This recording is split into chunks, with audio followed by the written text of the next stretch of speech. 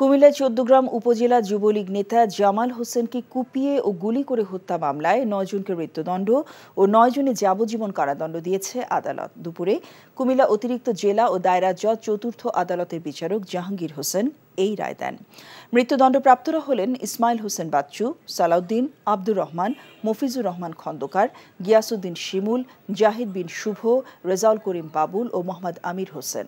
২০১৬ সালের ৮ জানুয়ারিতে পূর্বশত্রুতার জেরে উপজেলা যুবলীগের সাবেক সভাপতি জামাল হোসেনকে কুপিয়ে ও গুলি চালিয়ে হত্যা করে দুর্বৃত্তরা। এ ঘটনায় নিহতের বোন বাদী হয়ে ইসমাইল হোসেন বাচ্চুকে প্রধান আসামি করে ২৮ জনের নামে হত্যা মামলা দায়ের করে। এদিকে মুন্সিগঞ্জের শ্রীনগরে আরশেদ আলী হত্যা মামলায় শহীদুল ইসলামকে ফাঁসির আদেশ দিয়েছে আদালত।